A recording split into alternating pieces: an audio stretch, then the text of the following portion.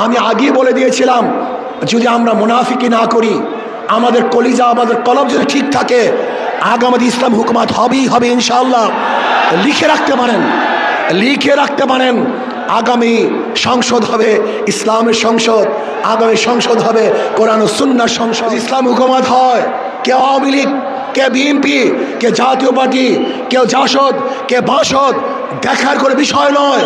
যারা অন্যায় করবে না তারা বাংলাদেশের প্রত্যেকটা জায়গায় নির্বিঘ্নে হাঁটতে পারবে, বুক উঁচা করে হাঁটতে পারবে। আর যারা দোষী আমার দলের হলেও তাকে জেলখানায় ধুকে ধুকে মরতে হবে।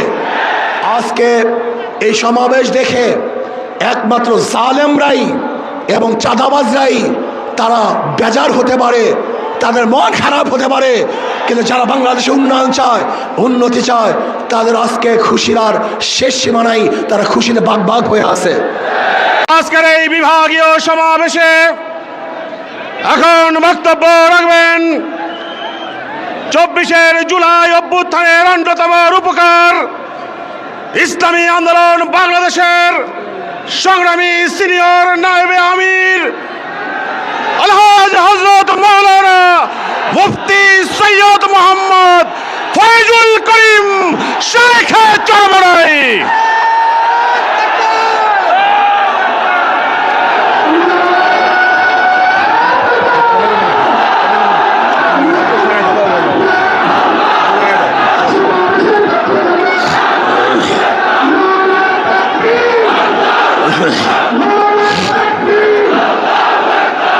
আসসালামু আলাইকুম।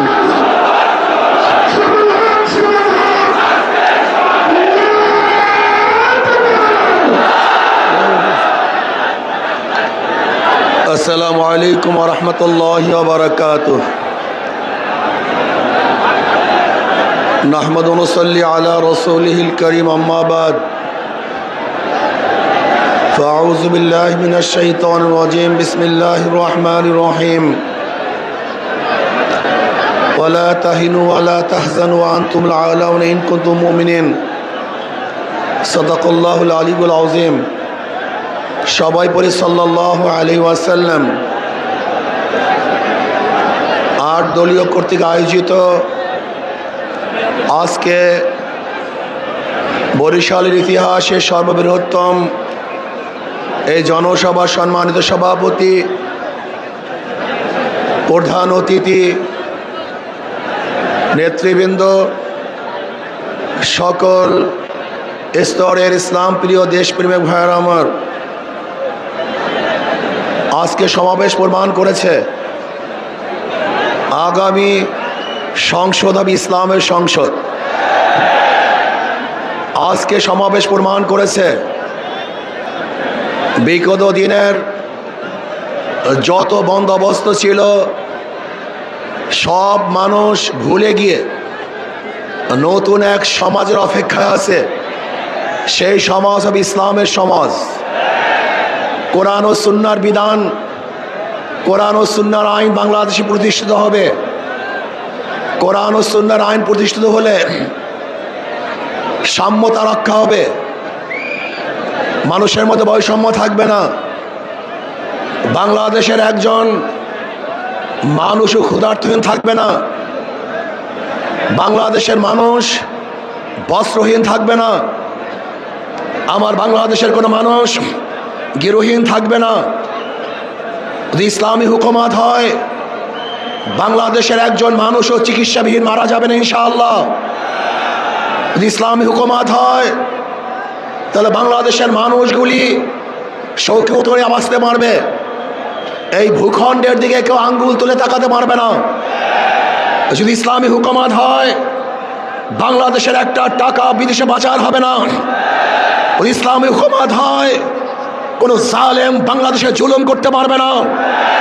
যদি ইসলামী হুকুমত হয়, বাংলাদেশের খেটে খাওয়া মানুষগুলি, যারা শ্রমিক, তাঁতি, জেলে, কামার, ঋষি, মজদুর, শ্রমিক, প্রত্যেকটা শ্রমিকের ন্যায্য অধিকার প্রদান করা হবে।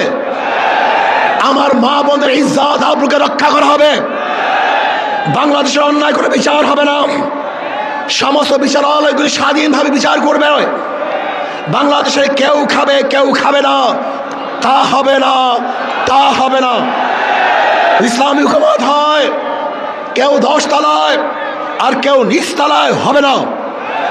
কারোর দস্তারখানে হাজার রকমের খাদ্য থাকবে আর কেউ না খেয়ে ধুকে ধুকে মারা যাবে। এক মুঠা খাদ্যের জন্য ওই ডাস্টবিনে কাক কুকুরের সাথে লড়াই করবে। এই দৃশ্য বাংলাদেশের মানুষের দেখবে না ইনশাআল্লাহ। ইসলামী হুকুমত হয় আজকে ক্ষুধার তাড়নায় তার বাচ্চাদেরকে মা এবং বাবা বিক্রি করবে না। যদি ইসলামী হুকুমত হয় তাহলে ক্ষুধার তাড়নায় সমস্ত বংশের সমস্ত পরিবারের লোকগুলি একত্রিত হয়ে আর কোনোদিন আত্মহত্যা করবে না। যদি ইসলামী হুকুমত হয় এদেশের হিন্দু বৌদ্ধ খ্রিস্টানরা তাদের স্বাধীনভাবে ধর্ম পালন করবে, বাধা দেওয়ার মতো কেউ থাকবে না। ইসলামী হুকুমত হয় প্রত্যেকটা খ্রিস্টান হিন্দু বৌদ্ধরা তাদের ব্যবসা প্রতিষ্ঠানগুলি নির্বিঘ্নে ব্যবসা করবে। সেখানে গিয়ে কেউ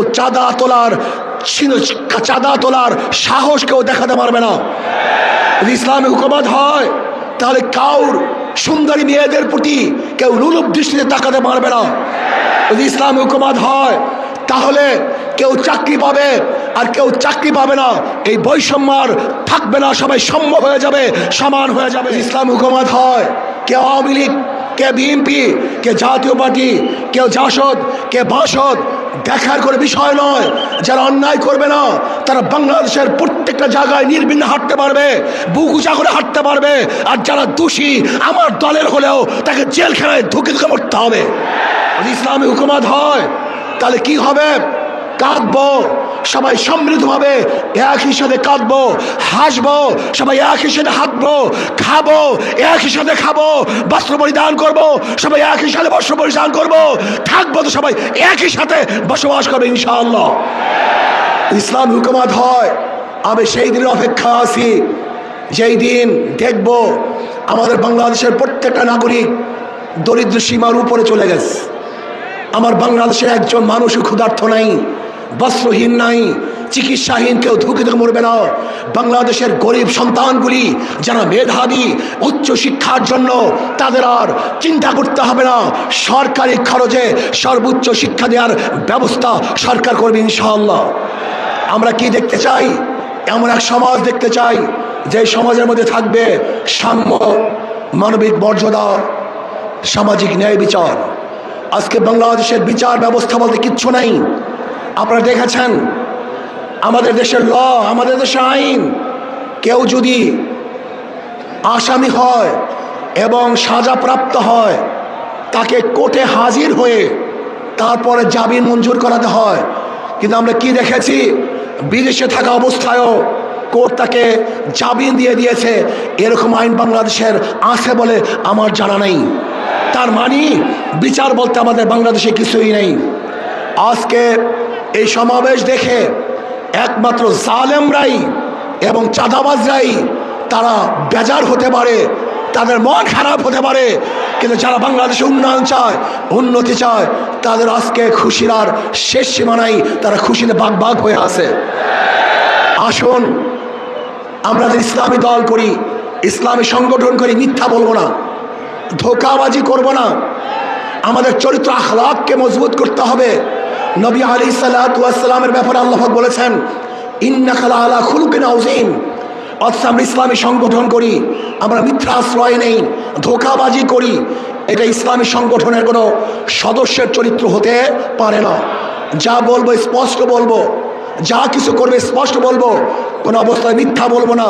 যদি আমরাও মিথ্যা বলি তাহলে আমাদের উপরে মানুষ আস্থা হারিয়ে ফেলবে, আমাদের কথাও মানুষ বিশ্বাস করবে না। আসুন আগামী নির্বাচনে ঐক্যবদ্ধভাবে নির্বাচন করবে ইনশাআল্লাহ। আগেই বলে দিয়েছিলাম যদি আমরা মুনাফিকি না করি, আমাদের কলিজা আমাদের কলব যদি ঠিক থাকে, আগামী ইসলাম হুকুমত হবেই হবে ইনশাআল্লাহ। লিখে রাখতে পারেন, লিখে রাখতে পারেন আগামী সংসদ হবে ইসলামের সংসদ, আগামী সংসদ হবে কোরআন ও সুন্নাহর সংসদ।